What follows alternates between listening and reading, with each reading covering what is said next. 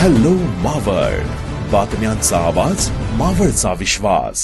तिथलं भक्ती निवास असेल, तिथलं शॉपिंग कॉम्प्लेक्स असेल आणि त्यानंतर रोपवे जे आपण म्हणतो, रोपवेच्या ऐवजी आपण सप्तशृंगी माता नाशिकच्या त्या ठिकाणी जे फर्निचर आहे त्या पद्धतीनं त्या धर्तीवरती आपलं इथलं देखील फर्निचरचं काम सुरू करण्याचा आपण विचार केला आहे. एमएसआरडीसीची यंत्रणेच्या माध्यमातून सर्व डीपीआर तयार केल्या, परंतु शेवटी 5-6 वर्षाचा कालावधी प्रत्येक वेगवेगळ्या टप्प्यातून खेळ मधून पैसे घेऊन ते काम सुरू करायला देखील जात असतो. हे काम आता काही 1-2 वर्षाचं नाहीये, हे 5-7 वर्ष काम सुरू राहणार आहे आणि 5-7 वर्षामध्ये इथली सर्व परिस्थिती किंवा इथला सर्व परिसर हा देखील आपल्याला खूप चांगल्या पद्धतीने पाहायला मिळणार आहे.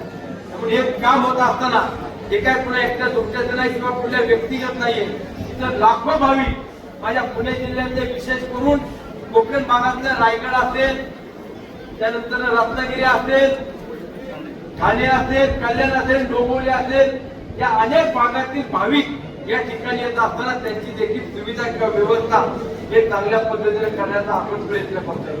आपल्या मावळ तालुक्यातील जगद्गुरु संत श्रेष्ठ तुकोबरायांचं तीर्थक्षेत्र असेल किंवा आई एकविरा असेल, ही 2 प्रमुख तीर्थक्षेत्र आहेत आणि या परिसरातील चांगला विकास करणं हे लोकप्रतिनिधी म्हणून माझे देखील काम असणार आहे. आज आपण सर्वजण या ठिकाणी आलात, मी मनापासून आपल्या सर्वांना शुभेच्छा देत असताना आई एकविरा देवी आपल्या सर्वांना उदंड निरोगी दीर्घ आयुष्य देऊ, आपला परिवार देखील सुखी समाधानानं राहू आणि या जनतेची सेवा करत असताना प्रामाणिकपणे त्यांची सेवा करून आपल्याला त्याचे देखील दुवा आशीर्वाद मिळो, एवढीच सदिच्छा आणि शुभेच्छा व्यक्त करतो. आणि आज या ठिकाणी आपण सन्मान करत असताना मगाशी गुरुजींनी सांगितलं, अण्णा तू मंत्री झाला पाहिजे. मी मंत्री हो नाही हो याबद्दल मला कधी कुठली अपेक्षा नाही, मी आज जाहीरपणे सांगतो.